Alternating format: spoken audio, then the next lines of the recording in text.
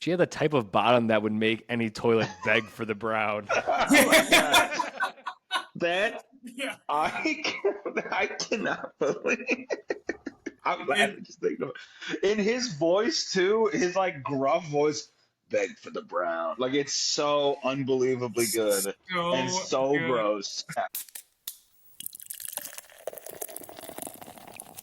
Welcome to episode 86 of Movie Rebrew.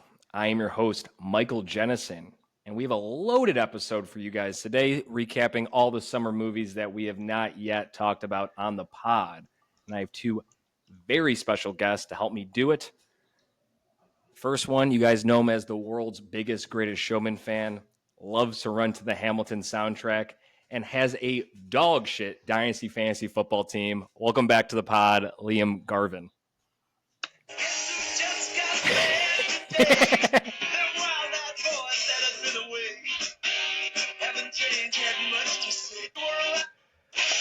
The boys are back in town.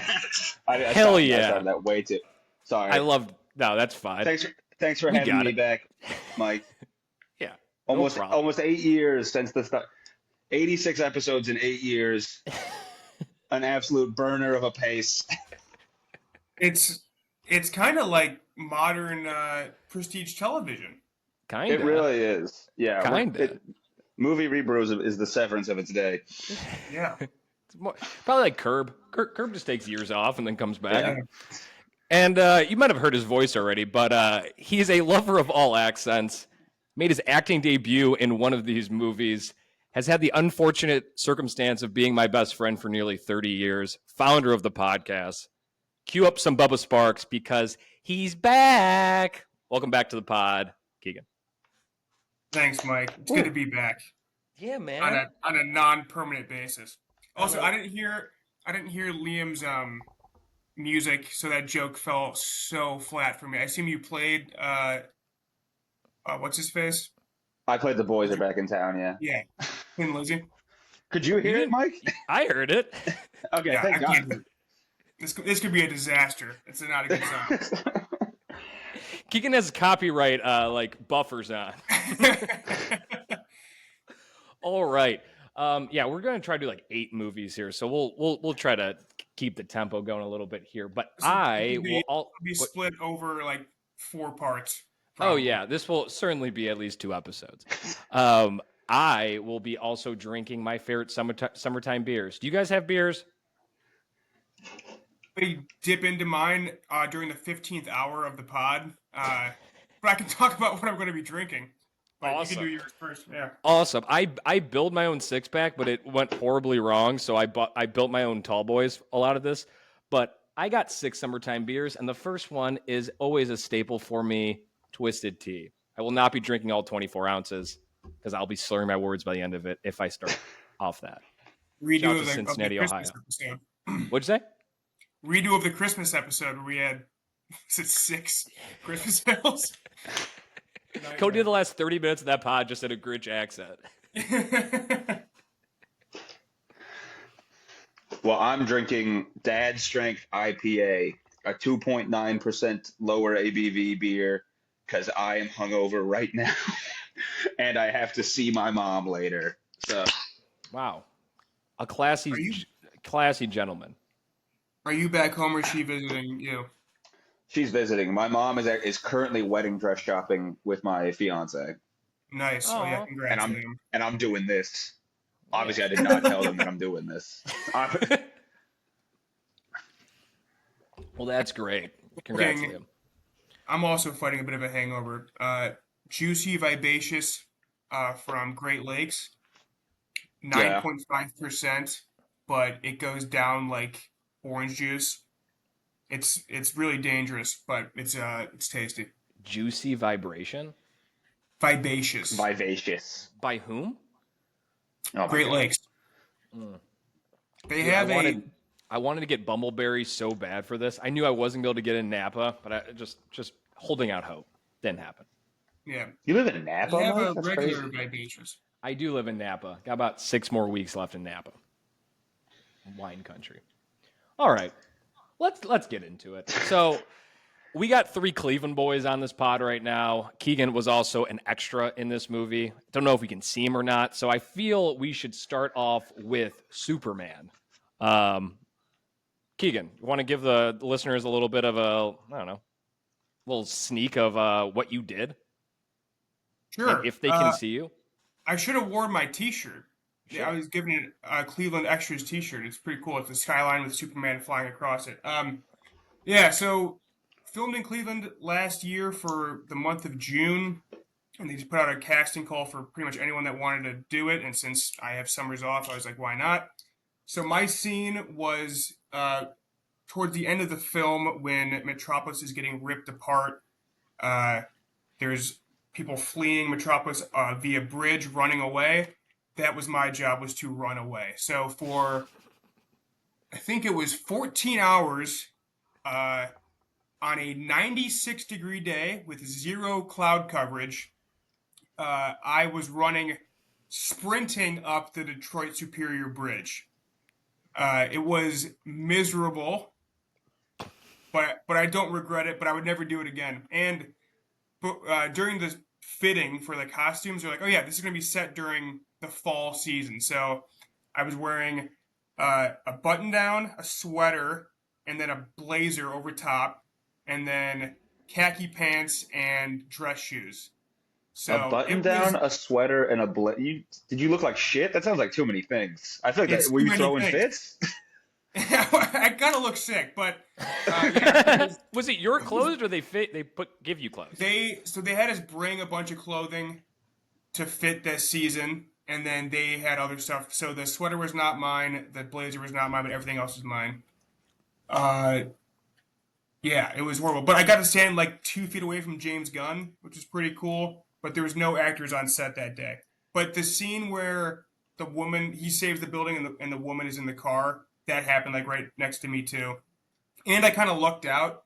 There was a huge box truck next to me, so I had some sun coverage, but the rest of the people just fried. People were walking off set after like a couple hours. They're like, yeah, it's just not worth it to be out here. It was during that week in Cleveland where it never was less than 92. Were you just dripping in sweat? You had to be. Yeah, it was horrible. We're like, we'll fix those pit stains in post. A quarter of the I had enough layers where I didn't go through. That makes sense. That was strategic. How fast were you relative to everyone else? So if you were full on sprinting, were you cooking people, or were there like faster people? I was passing people. Yeah. But and then the scene they show, it's like blink and you'll miss it. But I did see the lady in front of me running, so I think if you freeze it, you might be able to see me. All right. It's on home video now, isn't it? Is it already on? Yeah, I think last week. Is home video the right terminology for this day? Whatever. It's on VOD. You can rent it. Yeah, you can get it at a Redbox now. That's cool though. Yeah, I was looking out for that scene because it's what, like a 2-hour mark almost, hour 45 mark. And I looked down at my phone to like just see how much was left in the movie, and then I looked up and the bridge was exploding. I'm like, let Keegan down here. Yeah, no one's seen me yet, but I might be there. It's all right, a little Easter egg for everybody. Liam, you want to give your non-spoiler score review? We'll let you go first. Thanks. We'll bully you around. Overall, it was great. It was basically exactly what I expected. Score, I think I gave it a 4 on Letterboxd, and I'd probably go around like a 7.8 because we can get a little more to the nitty gritty here. Like just below an 8. It was basically everything I wanted. I really liked how lived in the world was, how we jumped in. There's no, we know, like you don't, like Superman is such an iconic character. He's like the most iconic American creation, basically. Like there's no, like, and the fact that we jump in and he's already dating Lois Lane, that's great. And Lex Luthor already fucking hates him. He's just like trying to kill him immediately. Not all of the characters really did it for me. I love Beck Bennett, but Beck Bennett's douchey character who was like 10th build didn't really do it for me. And there were a few things that, I mean, there's not really spoilers for this movie, honestly. Like, it goes about as you think it'd go. there was a few things that felt like a really direct response to the previous Superman, where it felt like not that anything that happens in a movie is organic because it's a fake movie, but it felt like very much showing like, see, the Superman is very nice, and the other ones are, and like that's not how Henry Cavill was. Specifically, this isn't a spoil, like him saving the squirrel, which I liked as a concept, but it felt too direct to me. It felt like kind of just like shoving it in your face, you know. Um, Sorry to cut you off, Liam, but yeah, that squirrel no, thing I feel like even in recent weeks has become a big talking point of that being too much. I didn't think it was too much, but you also had that scene earlier in the movie where he saves the dog, so it was kind of yeah, maybe overkill. That I'm going to do mine. Is that okay? Go Kind of for it. jump in here. Go for it. I I'm love it. similar with Liam. I'm an 8 out of 10 on this one. I really liked it a lot. I think Beck Bennett has the funniest moment in the movie with "Why don't I have a chair?" That part, I think that was the best joke. The lived-in part made me really concerned before it came out. It seemed like they were just jamming so much shit in it, and I thought that was the issue with the last attempt at this universe, was how quickly they threw stuff in before they let characters develop. But I think it worked really well. Um, my issues with it would be sort of repetitive action. I feel like he's just catching a lot of things on top of people. He does it like 3 or 4 times. Uh, so I think the action didn't really work that much for me. Uh, James Gunn pulls from stuff he's done in the past before. Like there's that Mr. Terrific scene where he takes out the camp on the beach, and yeah. it's straight out of Guardians of the Galaxy 2, but it's done way, way, way better in Guardians 2. Is that when they play the music over too? I think it's Yeah, 5 years, and right? 5 years.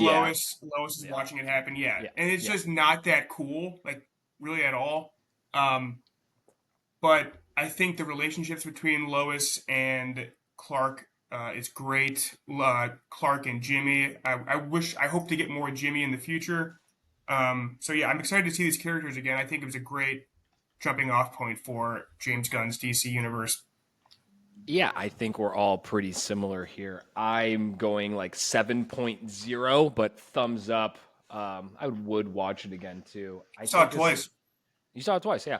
I Yeah. think this Wow. is like a really good. Is this the reboot, I guess, of this next DC universe? Yeah, Hard reboot basically, or I mini think it's reboot? It's sloppy. Like they're like Peacemaker Creature is still in it. Commandos. Yeah, some of the stuff that he did with his Suicide Squad Yeah, might 'cause- get carried over. Like Peacemaker is in the movie, Yeah, he's in this so movie. yeah, it's a weird sort of thing they're doing here. Yeah, but I mean, this is by far the best Superman movie I've ever seen. Usually, I'm bored as hell. Usually, the action sucks. Usually, it's him just flying into buildings. Like I actually really dug this. I think it being set in Cleveland too helped me a lot too. Yeah, that's And cool. like, I guess maybe I'm not paying that close attention, but this just felt like so obvious that it was filmed in Cleveland. And like a couple times they like tweaked the skyline, but there was one shot just from the flats that was just clearly the Cleveland skyline, Yeah. which was unedited. And I was like, hey, I really liked that. As a homer, I thought that was really cool. But yeah, There's a huge moment in the arcade, like it's just called the arcade. They call it like Susan's Arcade or something, but like it's called the arcade, and you see the entirety of the arcade. yeah, and like people get married there. I imagine the cost for a wedding there just went up like $30K. Sorry, Liam. Yeah, But all in all, I don't know if I didn't know this was James Gunn, other than that one scene on the beach, which was obviously like a ripoff of Guardians of the Galaxy. I'm not sure how much I would have realized this was James Gunn. It felt like not as funny as James Gunn is typically, and also just like not as like creative, like musically, which is fine. He's trying to go a different style here, I think.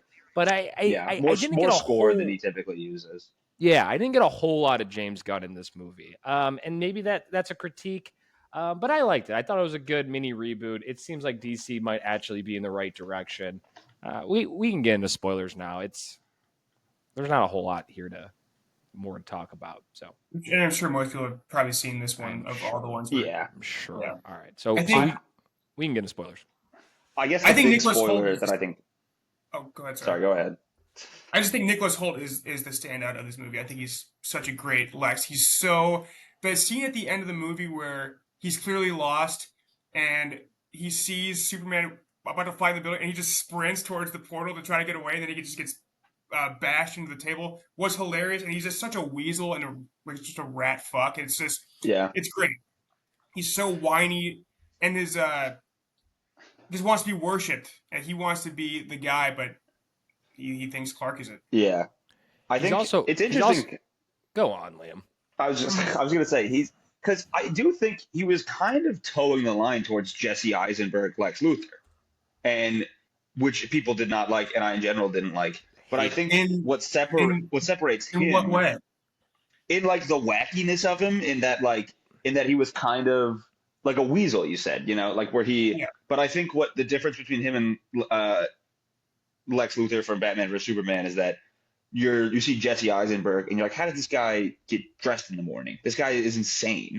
And despite you still believe that Nicholas Hoult is competent, like despite the fact that he is such a weasel and he does get thwarted, of course, you still believe that he is smart and he has the resources, and like seeing him coordinate the Bizarro Superman and stuff like that, like you believe it more. And Nicholas Hoult just is a good actor. Like he's a great actor. Yeah, he was like built for this role. And I mean, like the scene where they're in, I don't know, they're like in like the underworld, not the right terminology, but where he like kills the street vendor. I was like, oh shit, yeah. All right, like good. This feels like there's actually some stakes involved in this movie. That was a big scene for me. Yeah.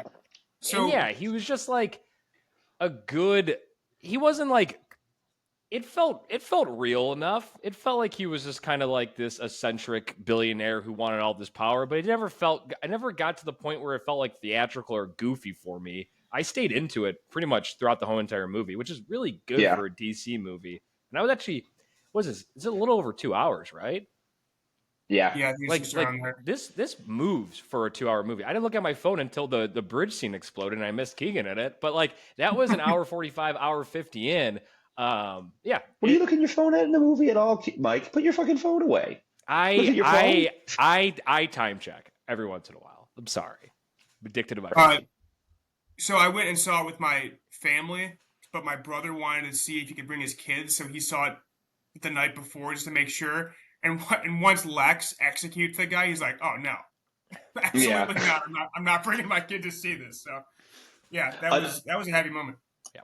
Another thing that felt like such a direct response to me also was how much Metropolis gets torn in half, which Keegan witnessed firsthand, but they were very clear. Like, luckily, no one is where that is. Like, there's no civilian casualties at all, because that was such a big thing in Man of Steel and subsequently Batman versus Superman, that it felt like a lot. And it happens a little bit in the Snyderverse too, but it felt a little bit where I'm like, what are the stakes here? That it's gonna get to New Jersey eventually. Like that's basically what happens. That it tore through Metropolis, and they're like, oh no, it's about to get to New Jersey. People are actually there, and I'm like, you successfully evacuated all of Metropolis. Like they all got out of the way. Like, come on. Yeah, and the speed of that tear is so inconsistent. Like yes. That one at shot some point, it's like half a mile away, and it looks like it's gonna get there. Yeah, it's ridiculous. But another thing that seems like they're responding to from the last ones, or not responding to, but it's pretty similar, is the plot that Lex is like, if this is a bad alien, we need a plan to like stop him, and that's kind of what Batman vs Superman was like. Yeah, I forget what Ben Affleck says, but if Superman's even 1%, there's a 1% chance these are enemies, take an absolute certainty. Yeah, so they do that again, but again they just do it way better. And I don't know if it's way better because it's from Lex versus from Bruce Wayne, but yeah, that's similar plot that just works in this one and it didn't work in the last one. Yeah. I think at one point he calls him a thing. That's what, because it felt like there's something you understand honestly, like Lex's point of view, and I think this is like kind of expanded upon in Smallville too, where like he's a genius and he doesn't have like he's and he's like, everything special about Superman is that he came from another planet, and he like everything that's special about him is actually not anything he achieved, and he Yeah. hates that. And they're like, why do they worship him when I'm actually, I worked to be a genius, and he's just special because of the sun. Yeah. His speech about Galileo and whatever, and how he should be amongst those people, and yet this alien is taking all of the shine away from him is great. Yeah. I did love the stuff back in Smallville with Ma and Pa Kent. Any dad shit always gets me, but that I scene literally with- just got chills, Keegan. You saying that gave me chills. Yeah, Them, they when put he's their heads laying on the together. bed and they're just like, our boy. I like also, and this is going to sound mean to the actors that played his parents, I like that they're just like homely looking people in their set. Like, the fact that Martha Kent is so hot in Man of Steel. It's like, it's Diane Lane, who's like one of the hottest women of all time. And I'm like, oh, look at Ma Kent. And then she's also like kind of like, don't even worry about it, Superman. You don't have to do anything. It's fine. Yeah. Don't be super. And in this one, the mom is like, I'll get your boots. like they know that because the thing with Superman is has always been that, the secret, like he is Clark Kent. Superman is a facade. And at the end of the day, what makes him special is that he is Clark Kent. He's got these hearty, good Kansas American values. And that came across in this. And that was kind of what part of the thesis statement too, was that like what he him being like, I was just acting on behalf of myself. I did what was right. And like at the end of the day, that's what matters, is that he does what is right, and he doesn't worry about political alliances and shit like that. His commitment is to good. Yeah, and I think what makes the Kansas scene so powerful, the Smallville scene so powerful, is the fact that the timeline, we just like jump straight into where he's already Superman. And so like in the back of my mind, I'm like, I'm so glad we're just jumping into the meat of this movie. But it's like, I kind of, I like the Kansas ties a little bit. And then like once you get it halfway into the movie, you're just like, hell yeah. In the back of my mind, I kind of wanted that. And then he goes back to there and you're like, yeah, that's sick. Yeah. Very, very powerful scenes. I agree. Great monologue by a father. And it's a thing where, like you said, it just flies, and it's 2 hours, but it flies. I almost want more. I could have had more Kansas. I could have had more Lois and Clark. I could have had more like Jimmy and Clark being friends. Like that's a great thing, though. To kick off a universe, Yeah. It's a great thing.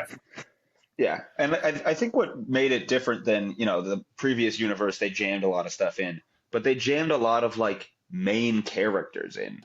Like in this movie, obviously these characters are going to continue, but really the main like it's Lex, Lois, and Superman, those are the characters. And it's not like they jammed it. They didn't jam in any other like major heroes. You get like Justice Batman. League, kind of. Yeah. And again, but that's again. There's no. Yeah. What do they call themselves? Justice Gang. Justice Gang. Yeah. But there's no, and they don't have any origin stories. They don't explain what the Green Lantern is or anything. Like. Yeah, that is true. And they try to do that in Batman versus Superman and Justice League and those, and they did it way worse via email attachments. The Justice League introducing background stories while also trying to drive the plot was brutal. Yeah, we all gave it a thumbs up. All three of us gave it a thumbs up. We loved Justice League. We were the only people in the world that liked that movie. Speaking of Green Lantern, Nathan Fillion's fucking great in this movie. He's hilarious, and I love that they made a joke about the haircut, because the whole time I'm like, how are they getting away with this haircut? They have to comment on this thing. It's so bad, and luckily they did. Also, I loved Metamorpho. Is that? Yeah. Oh yeah. Who's from Barry? NoHo Hank. Yeah. Yeah, NoHo Hank. Yeah. Anthony Carrigan. I knew that he was in the movie, and I like totally forgot that he was in it. And then when he came on screen, I was like, "Fuck yeah, NoHo Hank!" And that, again, he's someone that his powers are so amorphous and they're so otherworldly, like they're so not really grounded in our reality. But it still made like it worked. They didn't explain what happened either. They didn't tell. It wasn't that he fell into a vat of toxic sand or whatever. And is that what happens? No, I have no idea. Oh, okay. I don't know. Cool. And he just has a human wife. It seems like. Yeah. So maybe he was probably a person. He must. Yeah. He was a guy. Here. Yeah. I have the wiki here. We got to get rolling if we're gonna do more movies. He's an archaeologist. Okay. This is my last thing about Superman. Liam, you brought up the thesis statement, and it comes across in the movie, but then at the end they just say it. That was a little much. Yeah. Clark just says it to Lex. I'm like, okay, I don't think we need. I mean, my sister-in-law cried during that scene, so obviously it worked for her, but I was like, okay, I don't think we needed you to. When he's like, the thing about me, Lex, is I'm not like you. I was raised in Kansas. Yeah, go Jayhawks. Chalk Hawk or whatever the fuck they say. Rock Chalk Jayhawk. Rock Chalk. I have a couple more things. The plot twist, Oscar Isaac being his father was sick. The plot twist was awesome. It was not Oscar Isaac, dumbass. Fuck, Bradley Cooper. Bradley Cooper. I was watching a Frankenstein trailer right before this. Bradley Cooper being the father was that the plot twist worked for me. Is Superman's father ever bad like that? There's got to be. I think there are some stories like that, but that wasn't great. I really enjoyed that, and that further drives home the point that like what makes him is his human upbringing. He's Rock Chalk Jayhawk. He's Rock Chalk Jayhawk. Which makes me wonder if love they'll for Mario stick Chalmers. Like, I think it really works for this character is that, again, it's a choice, or who raises you helps define who you are. So I wonder if they'll keep Jor-El being a dick, or if they'll retcon that. And I feel like they'll retcon it in some way. Yeah, I think so too. Because they're gonna have to explain it about Millie so Supergirl's in this at the end. And traditionally with Supergirl, she came to Earth as a teenager, and it was like a wormhole. So she remembers Krypton. So they're going to have to do some sort of retconning or explanation for why Supergirl doesn't know that was like the plan. I mean, maybe I don't know. Maybe that's not what Krypton was like. It's also just like that's. Do either of you watch Invincible? I'm sure Mike doesn't. Do we talk about Invincible, Keegan? I've seen the first season. It literally is the twist of Invincible too. Like it's the same exact thing. Yeah, which is fine. I mean, it was still good. I liked it because it's like. It had to separate itself somehow without just being, because I also recently watched the 1978 Superman, and which was honestly way better than I thought it was going to be. I had a great time with it, but that is a huge because Marlon Brando is a big presence in that movie and is like this wise guiding, and it's much more interesting to be like, actually he comes from a bunch of evil Bradley Cooper. What if he got an Oscar for that? That's finally. He gets supporting actor. I might give for doing the same scene 5 times. Should win supporting actor for this movie. Wait, hold on. I forgot. I have a mug with Skylar Gisondo. You know who loves Skylar Gisondo? My fiance. Really? Yes. Oh, that's hilarious. He's Danny McBride's son in The Righteous Gemstones. Yeah. And he's really good on that. And he's apparently handsome, like everyone said, because it was very funny in this that Jimmy Olsen was like a ladies' man, and I'm like, that's just that Skylar Gisondo magic, like, he's just that dude. He's got that look. He's got that like sneaky, something interesting about his face.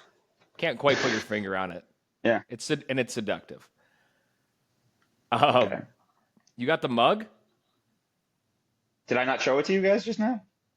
You just showed it. Oh my god! Yeah. I'm sorry. My bad. I wasn't paying attention. I just ran away. He was checking his phone during the bridge scene again. The last thing I want to say about this movie is the interview was awesome, where Lois Lane and Superman that's like a showstopper. When I saw that scene, I was like, all right, this is actually going to be a good movie and not just be dog shit. That was sick. It was so sick. And Lois Lane is awesome. Their relationship is great. Like, I actually cared about them. They did a great job of building, and it all really stemmed from that one scene. Yeah, their chemistry together is unreal. Yeah. I like that she's a little older, too. Casting. Like, she's like, I think David Cornsweet's like about 30, and she's like 33 or 34. And even in the movie, it feels like she's even older. It feels like she's like like Superman's like 25, and she's like 32 or something. I enjoyed the grooming too. I agree, Liam. That was fun. Grooming, all right. I meant more. It kind of like gives her like a leg up. Like it makes her. She's clearly more Yeah. experienced, and she know. Like it gives her something to have up on Superman because he's bulletproof or whatever. Well, she bodies him in that interview, which is awesome. Yeah. Yeah. It's great. Oh yeah. Progressive. Progressive Field gets a huge scene. They did a giveaway. That's all I got. It would be this movie would be a 10 out of 10 if they flashed to like Carlos Santana in the dugout. And he's like, Jesus Christ! Like I needed to see like J Ram and Carlos in there, like they did in the Dark Knight Rises. Rises. Yeah, I was gonna say with Hines Ward. Yeah. I did not like the engineer. That's it. I did not like the character. I don't know. They can like change your stuff. Yeah, whatever. Okay, that's it. So next we're going to talk about weapons. Keegan already kind of mentioned it. It's probably my movie of the summer too. I can go first here, Keegan. This might be my favorite horror movie of all time, actually. Oh wow! I was literally covering my face in theaters. I don't want to spoil this. This movie's doing like incredible numbers in box office, as it should. Number one, I think 2 weeks in a row. The premise is that you walk in, you're the teacher's point of view, and there's only one child, and 18 of the other ones are missing, and you're not sure why. And there's a creepy voiceover of like, all this stuff actually happened, but they covered it up, and yada yada yada. Takes place like in Pennsylvania too, which is kind of close to. It felt very close to like what I grew up in, just a Midwestern suburban town. And I was just like, oh boy, what did I get myself into? And just from there, the way they tell the story is 5 or 6 characters, their day in their life of like the 3 days post the events. And it's really, really fascinating. I could have used one less character probably, because at one point I was like, all right, come on, let's move on with it. But I love the way that they did different like chapters of this story based on the characters. I think it works super, super well. And yeah, it was a good, horrifying, spooky movie that I have still been thinking about. I saw it about 2.5 weeks ago, and I don't think a day has gone by that I at least haven't thought about it a little bit. One of the best horror movies I've ever seen, maybe the best. I really, really, really, really love this movie. If you haven't seen it yet, go watch it. I'm going to drop an 8.4. Not a huge horror guy either, but a thumb way up, and I would definitely watch it again. I love this movie. Yeah, the premise is really incredible. And so yeah, the mystery is where those 17, 18 kids go, and then the focus goes to the teacher. It's like, it's only your class. Why? What's going on here? So when you're it's split into 5 sections. So when you're with her, everything is so scary. She's a young woman living on her own in a kind of a shitty neighborhood. So the way Zach Krieger is using the camera, you're like, it kind of reminds me of Invisible Man's camera work, where you're like, yeah, there could be a guy or someone trying to get her, literally anywhere. Those on car screen. scenes where she's sleeping in the car, that's when I was covering my face. Yeah, it's so tense, the entire movie. And Zach Krieger also directed Barbarian, and we were talking about this before the podcast started. He was from the sketch comedy group The Whitest Kids You Know. So he's in both Barbarian and this, he infuses so much humor that when you like least expect it. Like in Barbarian, one of the funniest scenes of all time is in Barbarian. I was crying laughing, and then there's really, really funny shit in here too. But he never loses the horror or tension either. Like you're laughing, but then a minute later you're still covering your face. You're at the edge of your seat. You're like afraid what's going to happen. It's so good. I haven't really seen Julia Garner in much. She was just in Fantastic Four, which we'll get to in a bit here, I'm sure. She's amazing in this. She's really, really good. I didn't really get the hype of her before this, but she's incredible. Brolin's incredible. Alden Ehrenreich, who I've not seen since Solo, is really, really fucking good in this.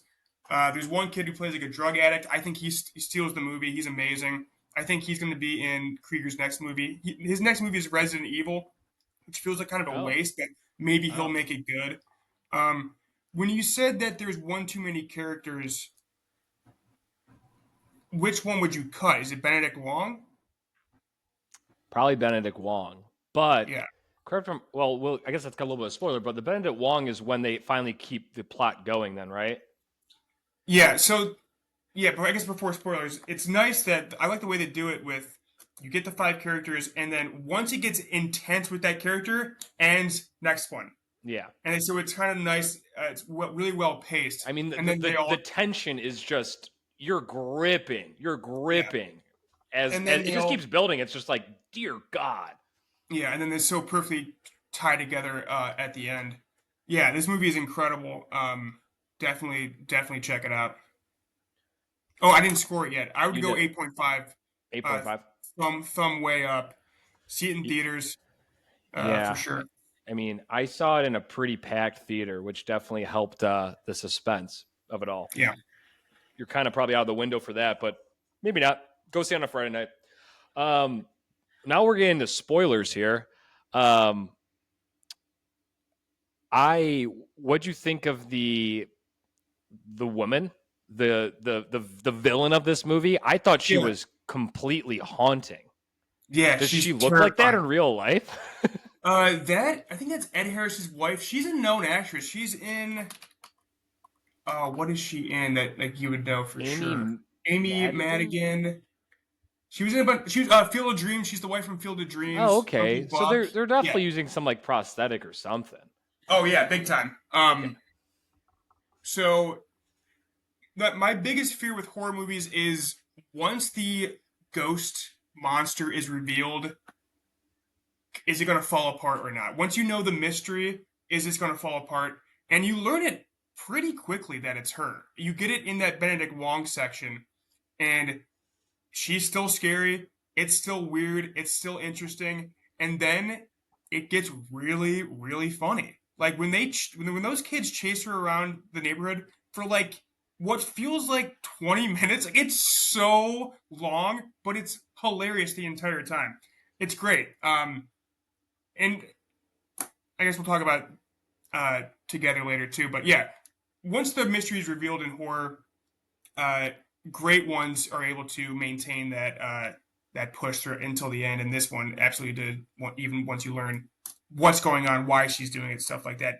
And they do a really good job of not revealing everything. Like, is this woman like 1,000 years old and has been like sucking the life out of people forever? Is she actually part of that family? Like, all those questions still exist around her, but you don't really need to know the answers to really enjoy it. No, and I'm not a big like super like I typically don't like horror when it's like supernatural horror. I totally dug it here because it felt like a pretty I don't know. I think it being rooted with like the children and like the small town vibes. It just always kind of felt realistic. And never got too goofy or too out there where it completely lost me. Like I was still locked in. And I agree with you. Usually when it finally gets revealed, you kind of lose it, but not at all here. A couple scenes too stuck out to me. The when the homeless man stumbles on the children just in the basement, like all 17 of them. I think I literally screamed. Yeah. It's scary. I think I literally yelled out loud. That also like both car scenes where they the one where the hair gets cut off when the lead actress is asleep in the car. That is awesome. Who is it? Julia Garner. Justine's character. She falls asleep in the car and gets her hair chopped off. That is sick. And then also when James, the homeless man, when he's just like trapped in the car and you can see I guess Paul Morgan, the cop, kind of get like pulled back in, and he's just locked in there, and you're just like, oh shit. Both those scenes. Yeah. Anytime you get someone locked in a car, terrifying for me. When Alden Ehrenreich was in Hail Caesar solo, he was next man up, and then he disappeared, and he's back, dude. He's really good in this movie. It starts off as a pretty clear metaphor for like a school shooting. And then yeah, I guess it does.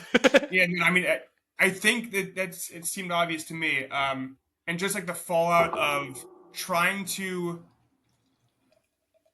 trying to make sense of something that doesn't make any sense, really, from the parent's perspective. For sure, like you get the parent meeting a couple of times from the different perspectives, and like trying to blame someone, anyone, for why your kid would go out that way, you know. So that was really powerful.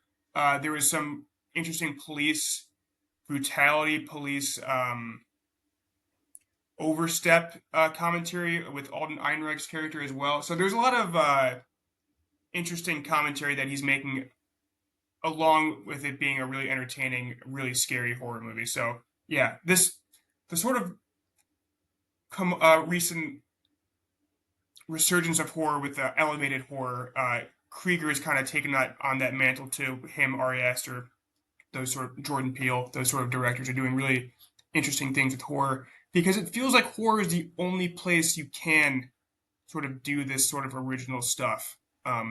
Unfortunately, but I don't know. We'll see if the superhero movies seem to be dying out a bit. So maybe other things will fill that role. Yeah, like I said, $38 million budget. This movie's already made 170 at the box office. Number one, Awesome. back-to-back week. Beating out Freakier Friday, which is, an established IP. So Yeah. horror movies are doing very well at the box office. Well, Ari Aster, Eddington did not, but yes, I agree with that. I think you touched on a couple interesting notes, though, the police brutality and the school shooters. The police brutality is fairly obvious. The school shooters thing, though, is a nice little touch to it. And man, just the way that they treated the teacher, the way that they treated her, I felt so damn bad for her. Because I truly always thought that she was like, she didn't, there was no way that she had any like there was no way that she had any impact on those kids' life. So you're pulling for the whole entire way. I like that she's a broken character, though. I like that she went out and slept with Alden's character. He's a clear alcoholic. Like, yeah. And she has him meet at a bar, gets him drunk, and then basically has him cheat on her. I thought that was really cool. Like, it's these fun, like broken characters unfolding plots on top of each other that just make this just very gripping. I want to see it again, just to examine Brolin's character, because Brolin's dream is really interesting. It's also scary as shit. And I love when he wakes up, he's just like, fuck! The fuck was that? But yeah, you have that massive gun over his house. I don't know if it's like... Yeah. I don't know if that's school shooting related or if that is military PTSD maybe related or what is going on with that visual. Yeah, that's a really interesting point. I don't... Yeah, the gun over the house, I don't really have a good explanation for. Yeah, that is a really good point. Is he a military person? I don't know. Yeah. Could be. Definitely could be. And just some really cool deaths in this movie. I love the way how the witch dies at the end by the children just pulling her limb to limb.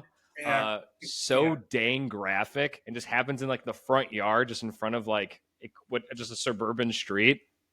Yeah. Wild. And Benedict Wong kills his husband. Super gory. Yeah, it's really gory.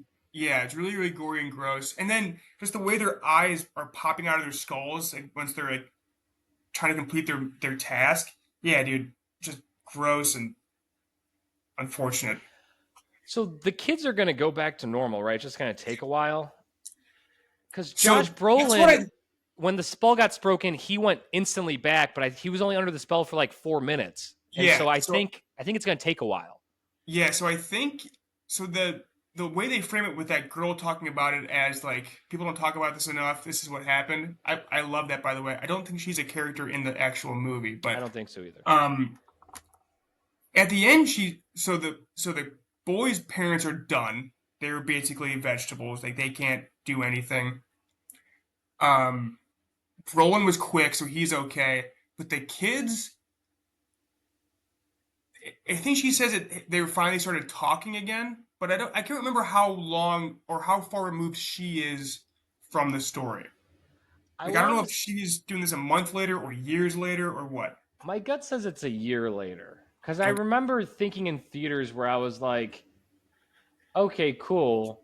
they will probably be able to like get back to normal eventually. Because like Josh Brolin did. Yeah. I think it was a year later. I'm on the Wikipedia page and I it's not stated. And so like I think the parents will come back too. I just think it's gonna take like a long, long time. Yeah. Sucks. Sucks for them. Very neat though. Very But nice. neat.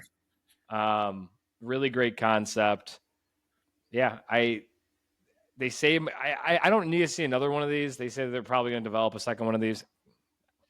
They don't need to, but very great premise. I think this is also my movie of the summer as well. Yeah. Can't say enough good things about this. I am moving on to Corona.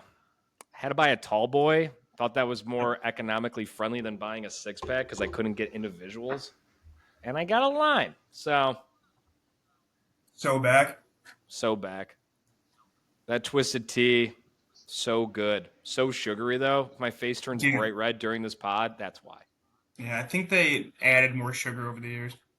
It's crazy. You still drink twisted? On occasion. Yeah, same. Next movie on the docket is Fantastic Four. Who wants to kick it off? I can start. This is the review I've been most interested to hear because I haven't talked to either of you about it. And this is getting a lot of praise, and I do not think this movie is very good. Oh, okay. I think it looks feel the amazing. Opposite. Really? I was shocked at how much I like this movie. I think it's so boring.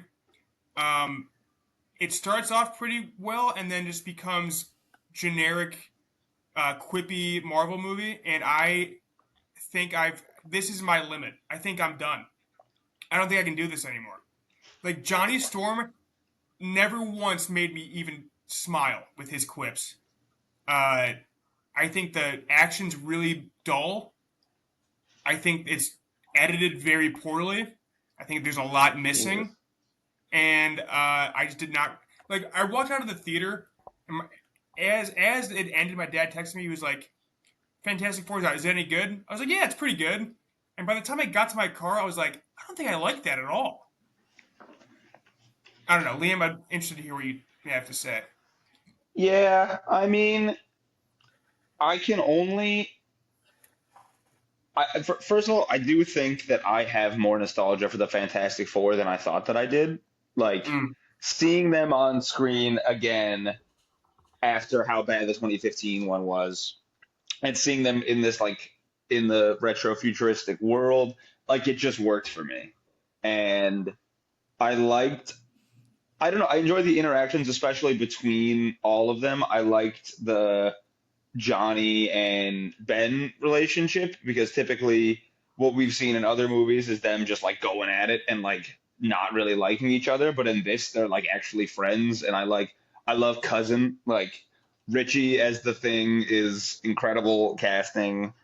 I like that Galactus is a big guy and not a cloud. I don't know. Like, honestly, it's a notch below Superman for me, but there was just something. I understand what you're saying about like the quippiness and that it did end up feeling a bit like a generic Marvel movie. I like that the plan didn't work and they had to resort to another plan. They were just going to move the fucking planet somewhere. I like that everyone likes them too, that they're like the Beatles. They just like go on the Ed Sullivan show and I like that the Thing is like, I'm going to pick up a car. Fuck yeah. Like, I don't know. There was just something, to me, I'm just annoyed that they're going to have to go to our world. Like, it sucks that they're going to have to go hang out with Captain America and shit, because it's all dreary and boring. Like, the fact that they're going to end up hanging out with them. The way you feel about this movie is how I felt about Captain America Brave New World, where after I first saw it, I'm like, pretty standard movie. And then after I thought about it for like 10 more minutes, I'm like, fuck that movie. That movie sucks so bad. Like, and I think in relation to it is probably why I'm more positive on it, because the Marvel movie that was more fresh in my mind, I did see Thunderbolts, but I was just like comparing it to how much I fucking hate Captain America Brave New Bird. And yeah, I thought it was pretty good. I liked it. Speaking of Superman, I think where we praise Superman for being already existing and just jumping into it, I think I needed to see them become these characters. I don't think I know anything about any of these four characters at all by the end of this movie. Like I don't know who You they kind of are. did. I don't know. I didn't get that much at all. I would have liked to have Well, seen them as I don't know them beforehand because I don't know if they're sectioned off. They like you have Sue and I guess you do have Sue and Johnny, but you kind of have Sue and Reed, and then you have Ben and Johnny, and I don't think there's a lot of them together or enough of them together to buy into it. And that might be the what they cut. I have no idea. I don't know. There's the scene where they find out they're pregnant, and Ben can just like tell, like he's like it's written all over your husband's face. Uh, it's funny that there's a scene where like they do have like a bit of a flashback part where they show how it happened, and I Yeah, like that Mr. Fantastic is like, I got the three best people who happen to be my wife, my best friend, and my wife's brother. yeah.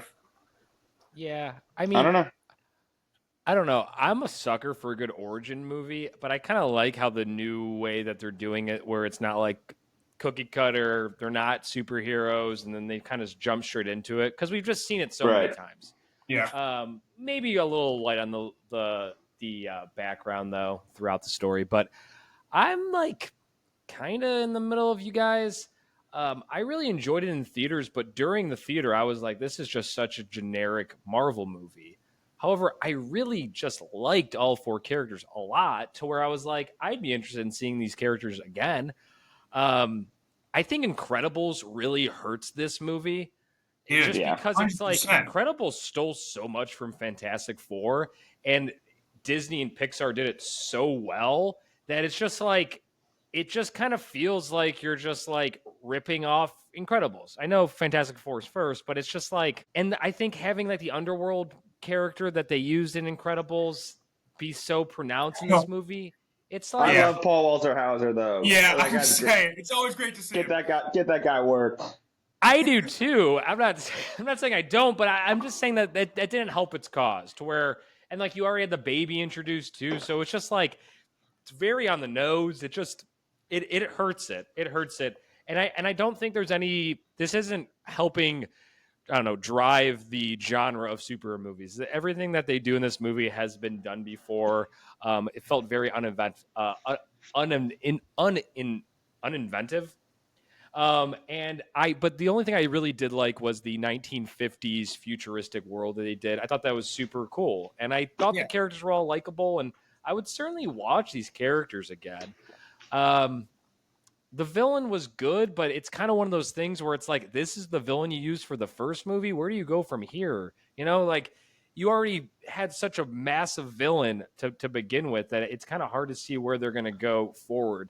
Yeah. So this is like a rare. I'm going to give us a 5.5, which usually you need a 6 to get a thumbs up for me, but I'm going 5.5, but thumbs up because I like the Mm. characters so much. I think they build a nice little world, and this is kind of a launch pad because I think, correct if I'm wrong, guys, but the Avengers movies, Fantastic Four is going to be very pronounced in those movies, and I do think that this is a vehicle to get you interested in the upcoming Avengers movies, and it did that for me.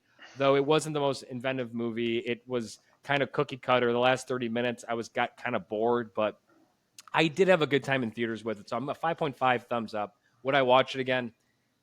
Maybe.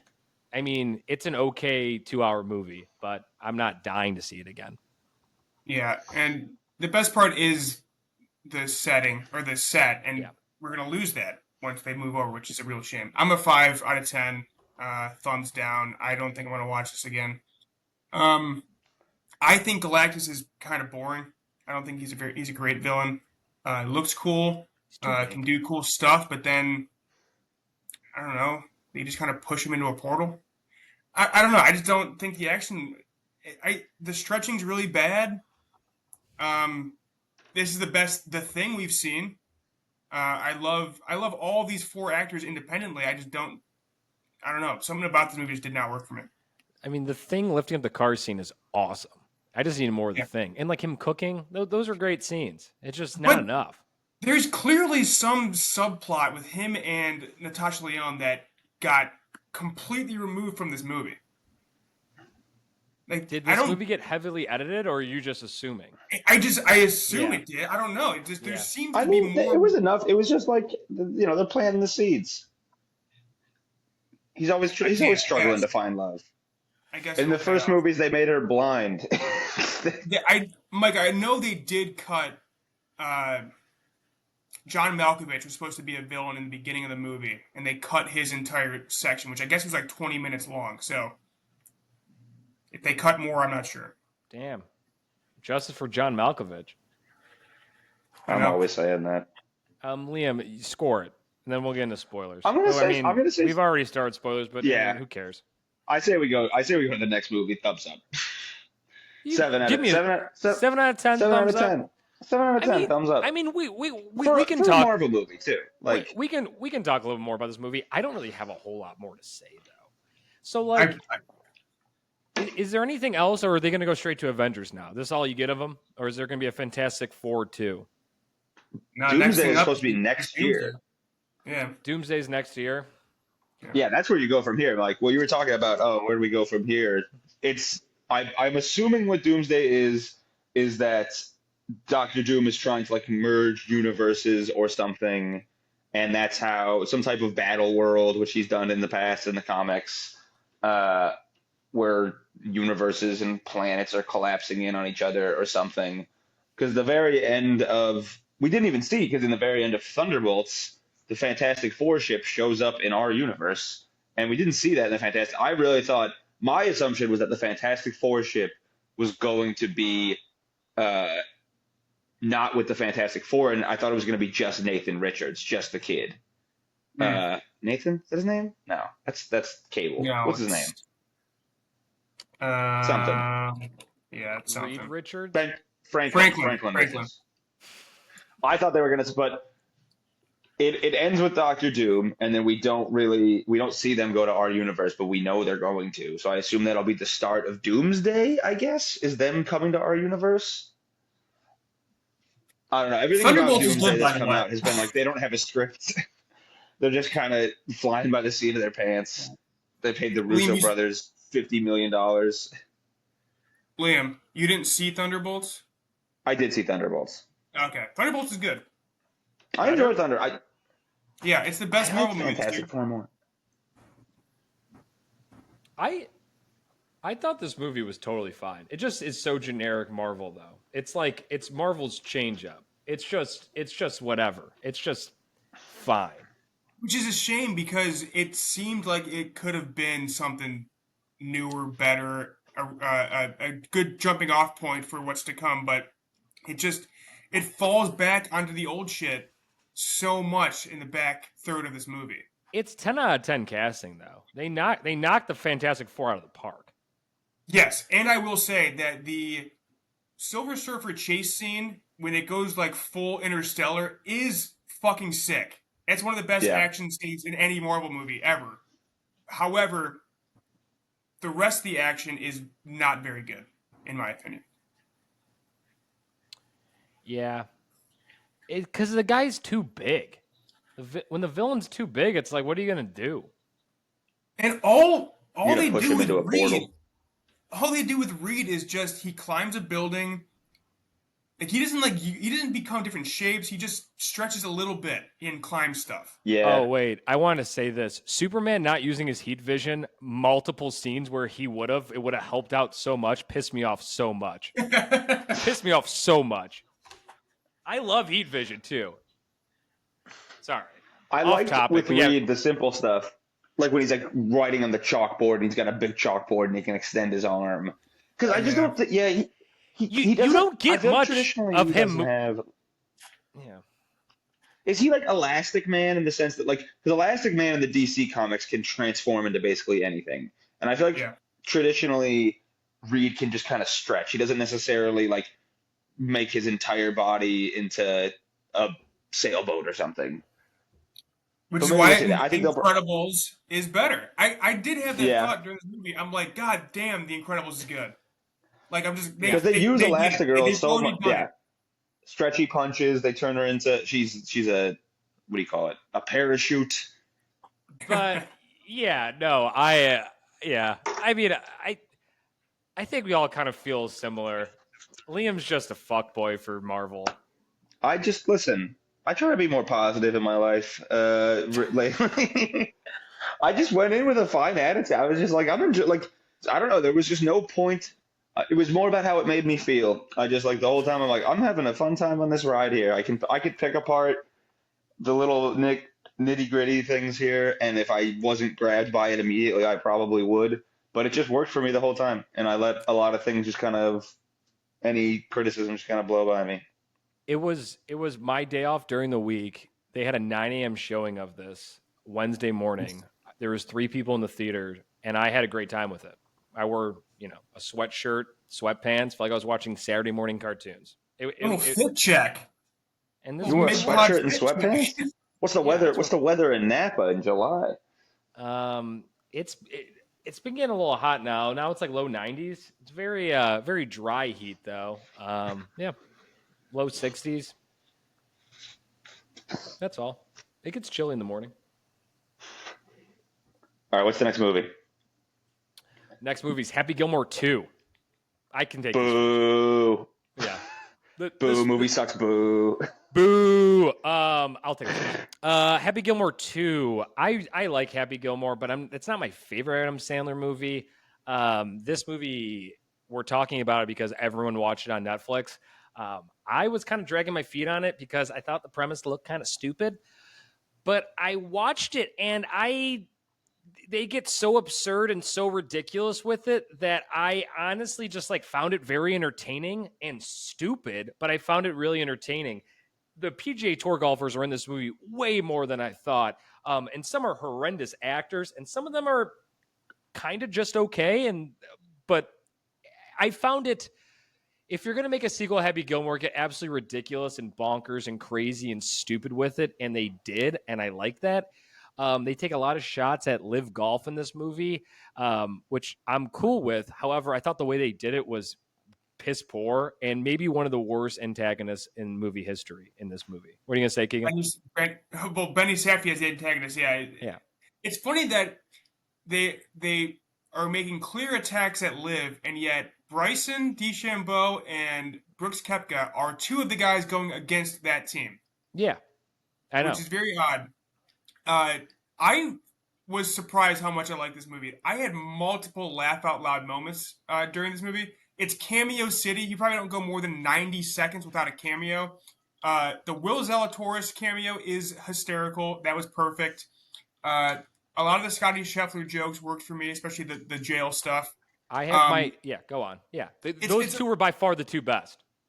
Which might be too inside baseball. You have to know too much about golf to actually know what's going on. Yeah, but I didn't realize that was even a thing. Yeah, so for me, this movie really worked.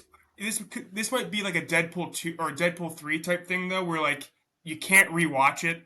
Never rewatch. It works one time and one time only. Never go back to it, which I don't really plan to go back to.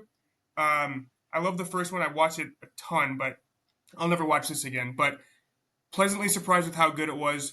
The John Daly cameos are awesome.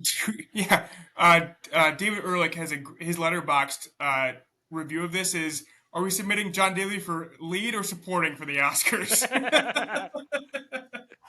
Yeah, he's really good in it. He's really funny. Well, you think the initial cameo is going to be the only time he's in it, and then you're like, nope, he's just in every scene. He's in it a lot. He lives with him. He lives with him. He's young. They call him Uncle John. Perfect. I will say, though, I did not like his fucking sons. Yeah, I was going to say, I hate the family. I cannot stand his sons. They're so annoying. I kind of liked them. My score is, I've been going back and forth teeter-tottering, but I'm a 6.0 thumbs up. Would I watch it again? I kind of agree with Keegan. I probably wouldn't, but I'm shocked how much I thought this movie was entertaining and fine. And I love Adam Sandler, man. I'm a Sandman stan at heart. So, yeah, this movie works. Adam Sandler. Okay. Same score from me, 6.0 thumbs up. Oh, there you go. But you 2 like golf. Right? You watch golf and follow golf to a degree, at least, right? The thing, movie, the way this movie is made, you would think that the original Happy Gilmore was like Space Jam. where Yes. there was a bunch of '90s golfers and I they have make Space Jam cameos written in my and Charles notes. Barkley and the original Happy Gilmore did not feature a single real golfer as far as I can remember. There was not a single person, and now there was. And I'm just like, I don't fucking know. I couldn't pick Scotty Scheffler out of a line if he walked down the street right now. Like, I don't watch golf. I like Happy Gilmore. I like Adam Sandler. But I was just like, none of this is working for me. I don't like. Honestly, the cameos that worked for me were Margaret Qualley and the guy from Please Don't Destroy and Eric Andre. I thought that was a funny scene. I enjoyed that, but everything else. Also, it's like Happy Gilmore is the greatest golfer of all time. He won like 7 PGA Tour championships. They said, like the only real golfer joke that worked for me was when Jack Nicklaus ordered a half lemonade, half iced tea, and the guy said Arnold, and the guy, it was Travis fucking Kelce. Travis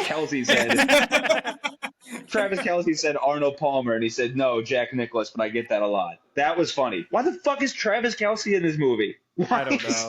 But why is Eric Andre? The fact that Bad Buddy is so good at this Bad movie Bunny was shocking. is by far the best actor in this movie. Yeah. But also, I don't even like Bad Buddy as an artist, but I love him as an actor. He's so funny. He's so funny on SNL. Like, he's unbelievably funny. Sandler is just a sad man too. Like, it's the first half. Also, he kills his fucking wife. He kills Julie Bowen in the face with a fucking golf ball in the first 5 minutes. And I'm just like, what a horrible, like, I hate this movie. This movie's evil. I hated it. And then 20 minutes in, I was like, that was actually genius. In the moment, I hated it, but I think it just gets ridiculous. They just go for it. I'm with Mike on that. The opening 5 minutes is crazy, and I nearly turned it off. He's a wife murderer. He should have went to jail. Margaret Qualley has the best line in the movie when he rolls up to join their foursome, and she's like, "It looks like he got divorced 4 minutes ago." I laughed out loud at that point. It's so good. Yeah, that golf scene is hilarious with the four of them. Very, very good. Liam, it goes on for so long though. Liam, I'm glad you're bringing the point of view though of not enjoying like not following the PGA Tour, because I agree with you. I don't know how this movie works at all if that's the case. Yeah. I confuse Brooks Koepka and Bryson so often. I'm like, which one got all muscly and hits the ball like 400 yards? Like, I think that's Bryson. Yeah. And Scotty Scheffler's good. They kind of both do. Liam, 2. Thumbs down 2. Okay, thumbs down 2. All right. As far as the golfers in general and their acting abilities, I agree. I think Will Zalatoris is probably the best. Xander Schauffele's pretty good. I kind of wish they would have gave him a little bit more scene. He's funny at that dinner. Who is Will Zalatoris? Will Zalatoris, the caddy, the kid caddy. He gets choked. Oh, they said that he was. Oh, that's a real guy. Which has been it's been a internet joke for like 10 years at this point. So the fact that they did it is pretty funny. I just assumed that was the actor who played that kid. No. But then I did the math in my head. I'm like, oh, that guy would be like 50 years old. Oh, I mean, we haven't even mentioned Shooter. Oh yeah, Shooter. Yeah, it's good to. He's so good in this movie. I'm glad. Do either of you watch Hacks? The show Hacks. He's in that, and he's a good actor. Yeah, he's really good in Hacks. But yeah, I'm glad that Shooter was an ally in this and not just a villain again. I love Shooter's arc in this movie. Never thought I would say that, but he's got a really good arc in this movie. Rory McIlroy has the charisma of a piece of wet newspaper. Yeah, and should not have been one of the 4 characters that they lead. He's the only one that I recognize. Obviously, I know what Rory looks like. How did you make this fucking movie and not get Tiger in it for a second? Give me one moment of Tiger Woods get it with his wife hitting with a golf club or something. He had to be. He was in bad shape. Yeah, that's true. Tore his Achilles. Also, I'm surprised. I'm sure they tried. But just like Space Jam 2, I'm sure they tried to get MJ, and they couldn't. They should have got Michael B. Jordan, for this cameo. But that was a great joke in Space Jam 2. It was a great joke in Space Jam 2. That's the last time Keegan's been on this pod is Space Jam 2, fun fact. Awful movie. Not great. My brother said, just like the Cleveland Cavaliers, LeBron James also killed Movie Rebrew.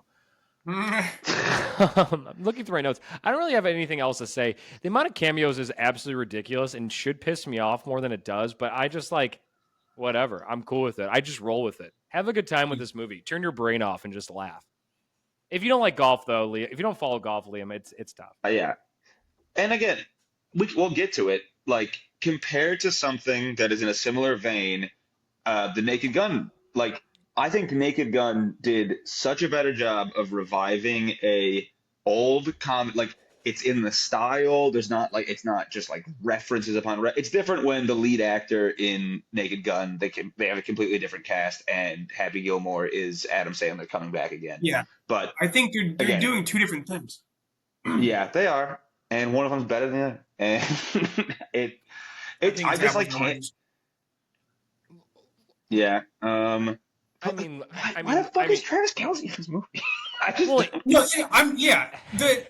You're so right that the first one has none of that, and now the second one is all of that. I don't know what.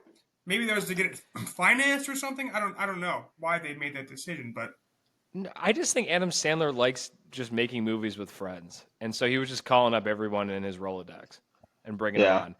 It also feels like Bad Bunny ended up as a caddy because he just brought all these people on that he was going to do cameos with, and he's like, "Oh wow, Bad Bunny can actually act. Travis Kelce can't. Sorry, Kelce, you're acts. Yeah. Bad Bunny, you're my caddy." Yeah. That's what it honestly feels like because it's so wild that they choose Bad Bunny out of all the other characters. Yeah, man, Bad Bunny steals scenes. Steals scenes. Okay, here's a question: if you wanted a Sandler sequel to another movie, what would it be? I want to see 50 First Dates 2. I want to see what's going on 20 years later. The 500 First Dates or whatever. 500 Days of Summer. Gotta love when you laugh hardest out of your own joke. Keegan looked like he wanted to kill himself. Wish he was anywhere else but here. Give me a second. Do you have one, Keegan? Because I think I have one, but you go first. I don't think I do, but 5,000 First Dates is a really good idea. Or it would just get old. I don't know. Give me Bad Daddy. What does that look like when if they have kids? What does that look like for a kid dealing with that with the mom or something? Yeah, I don't know. I don't really have one. Give me Bad Daddy. It's not called Bad Daddy. Big Daddy. You freak. You want to watch Bad Daddy 2? You fucking pervert. Give me Click 2, but make it a prequel where the remote gets built. Interesting. Yeah. Don't hate that. No one wants. No one wants to see that. I think Click's the saddest movie of all time. Yeah, it crushed me. Family comes first. Hubby Halloween #2. Hubie Halloween, whatever the fuck. Hotel Transylvania 3. 4. There's been 4. I'm pretty 7? sure. I think it's. Liam, do you have one that you would sequelize? 50 First Dates. I already said. Oh shit! Sorry. I'm sure there'll be another one. I'm sure Mr. Deeds 2 is coming down the pike. Fucking Billy Madison 2. He did Grown Ups 2, but besides that, I don't think he's done a sequel besides this one. Waterboy 2. No one wants to see. He's in an upcoming Noah Baumbach movie with George Clooney. He is. And Laura Dern and Billy Crudup. Wow. Yeah. You think they're gonna talk over each other? Netflix in December. I think this antagonist is like horrendous. Like I didn't care at all, and I hate that it gets like weird digital golf at the end. Like that was just lame as hell, and it lost me. I do like. I like seeing fucking Haley Joel Osment in Things, but the hip surgery thing where you can uncork and drive the ball 400 yards. Yeah, didn't really go anywhere. Yeah, it's ridiculous. Yeah. Vern Lundquist, shout out. I love you. I'm so happy he was in this. He was in the first one too. Is Vern Lundquist not a hockey goalie? No, but close. That's Henrik Lundqvist. Henrik Lundqvist, yeah. And then Post Malone and Vern Lundquist having like chemistry together. Didn't see that coming, but that was fun. This is random. The Smashing Machine starring The Rock is only Benny Safdie. Yeah, and then the other one's making that movie with Timothée Chalamet. Yeah. Oh. Marty Supreme. Yeah, Marty Supreme. They're like breaking up. It's early for them to be breaking up. It took the Coens like 30 years. Yeah. Yeah. All right, man. Anything left on Happy Gilmore? Parting shots, Happy Gilmore. No. Wife murder. He's a wife murderer. I agree. All right. That's his daughter. Is his daughter in real life? Two of them. Both Yeah, of them. stop putting his daughters in movies. Stop. His wife's in it. Stop pausing the movie to say, "Hey, this is my daughter." My mom loved it though. I'm like, nepotism. Get the fuck out of here. My sister loved it too. For the record, my whole family acts like this was probably the greatest movie of all time. Happy Gilmore. It's fine. All right, Naked Gun next. Liam already hinted at it. This will be a quick one. There's really nothing to spoil, but yeah, it's hilarious. So funny. I've been listening to the Lonely Island podcast, and Akiva Schaffer. Is that how you say his last name? Yeah. Of the Lonely Island, directed this movie, and he was saying how Naked Gun 1, 2, and 3 are all like 87 minutes. So he's like, I'm not going over 87 minutes. So it's unbelievably quick. There's a joke every 10 seconds. It's Liam, you've watched them all recently too, right? Yeah, I watched them in like a week. It's hilarious, and I love that Liam Neeson and Pam Anderson are a real life couple now. It's adorable. It's weird how much this follows Liam Neeson's actual life because his wife died. I know. The mom from Parent Trap, drawing a blank on her name, shouldn't be. But Natasha Richardson. She dies in real life, and he like essentially did not date anybody for like a decade and a half, and then did this movie. Fell in love with Pamela Anderson. Now they're married. It's wild how they're not married. No, they're engaged. They're engaged. He might be married, guys. There's no way. They've been dating for like 3 months. No, I think they're married. I'm not. No. Don't even look it up. I'm going to. This is crazy. The first joke of when he's driving in his car, he's like, I thought about my dead cop wife and looked at my cop mirror was so fun. Yeah. There's multiple jokes in this that I think about so much. I've been watching Sex and the City recently, and the Sex and the City joke in this made me laugh so much. When he's like, do you know about the Miranda rights? He's like, I'm pretty sure Carrie writes. Miranda's a lawyer. I was dying. His like love for early 2000s chick TV is so good. Yeah, when he's a like, lot of Buffy I gave you my TiVo with all my episodes of Buffy and they're gone. Also, the extended sequence of them going to that cabin and developing a relationship with a snowman that came to life and then having to kill it. That's my favorite part. And the fact that I thought it was like a dream sequence, and then the fact that they cut to him and he's like, after a relaxing weekend away, I came back it is so funny. I was listening to an interview with the director, and he was like, we had to fight so hard to keep that in. The studio. The director's Akiva, right? Akiva, yeah, wanted to get rid of the snowman scene so badly, but they fought for it. It's my favorite part of the movie. I also love the when the henchman's like spying on him with the it's very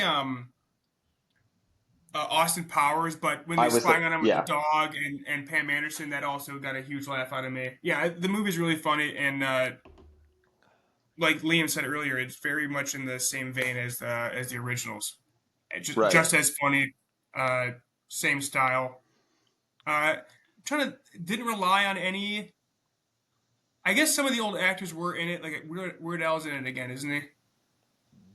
Weird Al, yeah. Weird Al's in the bunker. Yeah, the bunker.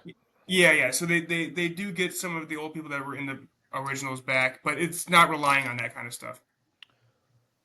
No, I think you guys did. It's just a fun romp. 89 minutes, like you said, or whatever the hell it is. It's short, fun romp. Punchline after punchline.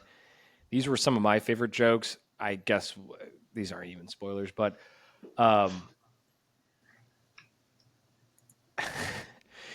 she had the type of bottom that would make any toilet beg for the brown. I cannot believe. I'm laughing just thinking. In his voice too, his like gruff voice. Beg for the brown. Like, it's so unbelievably good and so good. Gross. That's when she's first introduced, right? Yeah. Oh, it's disgusting. Dude, it was me and like 6 elderly couples in the theater, and I was crying laughing at that part. Also, the other one I have here is, back in my day, only 3 things were electric: eels, chairs, and Catherine Zeta-Jones in the 2002 hit Chicago. And then the rundown of, you shot my brother in the name of justice. That could be thousands. You shot him in the back. Hundreds. He was unarmed. Maybe 50. He was white. You're Tommy Rinaldi's brother? Yeah. I do love that in The Naked Gun, Frank Drebin is kind of just a shit. He's a bad guy, kind of. Yeah. It's really funny. But yeah, I mean, movie's hilarious. I've never seen any of the original Naked Guns. I love Airplane, but I've never seen any of the original Naked Guns. They're I watched 1 and 3. They're really good. The O.J. Why did you not Simpson watch joke. the second one? So 1 and 2 were on Hoopla, and I noticed it the last day they were available. So I watched the first one and then didn't catch the second one, and then the third one is just still on there. So yeah. The O.J. Simpson joke's hilarious. So funny. Yeah. You had to address the elephant in the room, and they did in a smashing way. We haven't scored this yet. I give this a 7.7 thumbs up. I think most people would enjoy it. I can't really see people not enjoying it. I would definitely watch it again. I think 8.5, honestly. And I mean, it's exactly what I wanted. I don't know what could have been better about it, genuinely. There were a few. I know you liked it, Keegan. The misunderstanding Austin Powers-y jokes didn't quite, because it literally just is exactly what happens in Austin Powers. So it's a bit, which I would rewatch recently too, and still holds up, and I love Austin Powers.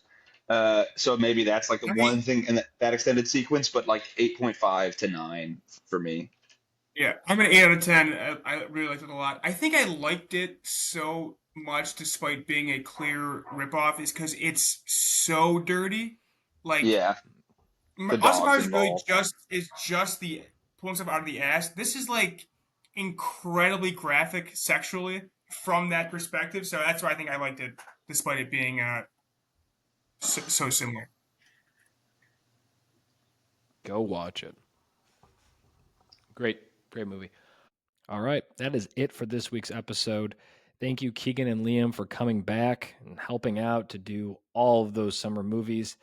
We're not done yet, though. There's still 5 more to do. Mission Impossible, 28 years later, Jurassic World, F1, and Together. So that'll be episode 87, as well as Chuck's going to stop by and give us his way too early Oscar predictions for Best Picture.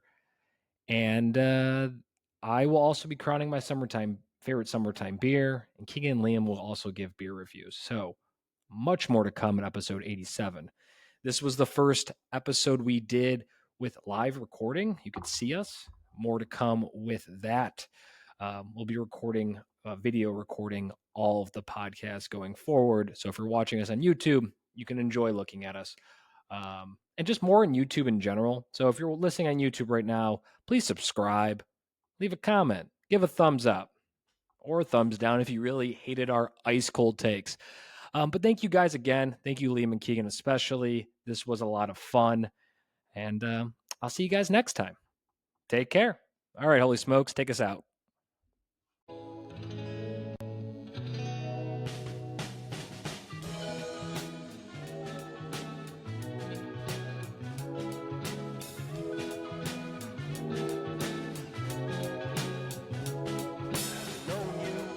Sometime you exploded, drop a few lines. When I catch you through the static, I wish goodbye. What a classic. Millennial girl in love once a year. When it comes, she disappears. Maybe she'll stay.